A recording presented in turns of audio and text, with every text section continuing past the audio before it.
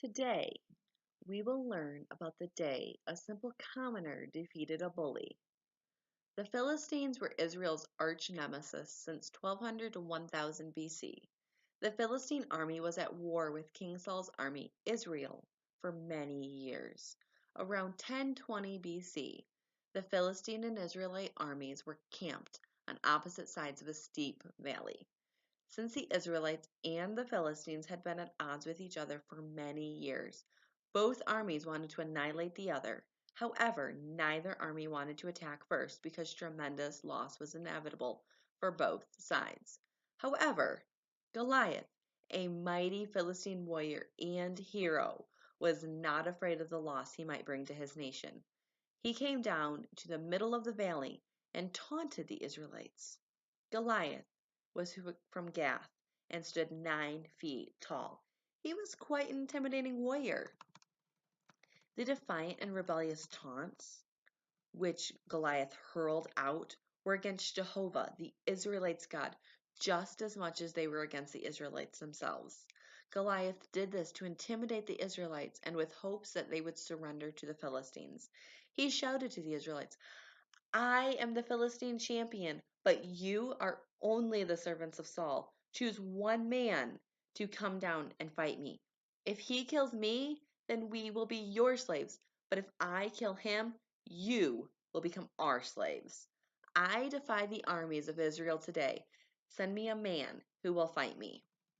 One day, David, the youngest son of Jesse, was sent to the battle lines by his father to bring back news of his brothers.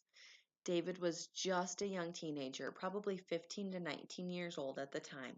While there, David heard Goliath shouting his daily defiance, and he saw great fear stirred within the men of Israel. While David heard Goliath's threats, David asked, Who is this uncircumcised Philistine that he should defy the armies of God? Even though every other Israelite was afraid of facing Goliath, David told King Saul that he would fight Goliath. David willingly told the king that he would fight a Philistine giant because Goliath was blaspheming his God. Even though David knew that his life would be in danger, he deemed it necessary to fight Goliath because David felt he was defending Jehovah, his God, by defeating Goliath and by silencing the blasphemous threats.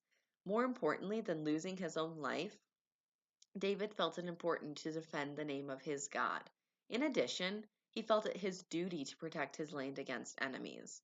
Once David volunteered to fight Goliath, Saul responded, Don't be ridiculous. There's no way you can possibly fight this Philistine and win. You're only a boy. He's been a man of war since his youth. But David was not intimidated by Goliath's strength, stature, or experience. David knew that this was something he had to do.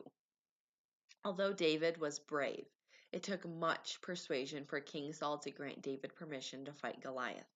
Although Goliath was armed with 125 pounds worth of armor, David, who was dressed in a simple tunic, went into battle with only 5 stones and his simple slingshot as a weapon. Why would David desire to fight a Philistine warrior with only 5 stones and a slingshot? David trusted in his God to fight for him and to deliver him. When Goliath saw David, Goliath was offended because David was a simple teenage shepherd, not a mighty warrior. David responded to Goliath's blasphemy and rage by saying, You come to me with a sword, a spear, and a javelin, but I come to you in the name of the Lord of heaven's armies, the God of the armies of Israel, whom you have defied. David did not trust in his own strength, but rather he trusted in the strength of his God. After David verbally defended himself and his God, Goliath started to charge David like a raging bull, and David hurried and ran towards Goliath. As he was running, he took one of the stones from his bag and put it in his sling. The stone, which landed in Goliath's forehead, killed him. Since David did not have a sword, he ran over to Goliath, took his sword out of his sheath, and chopped off Goliath's head with his own sword. David chopped off Goliath's head for a trophy. When the Philistines realized that their heroic warrior was dead, they turned and ran for fear that they might also be killed. They never imagined that their great leader and warrior would be murdered. While rejoicing over the death of Goliath, the Israelites plundered the land of the Philistines, taking anything that was valuable.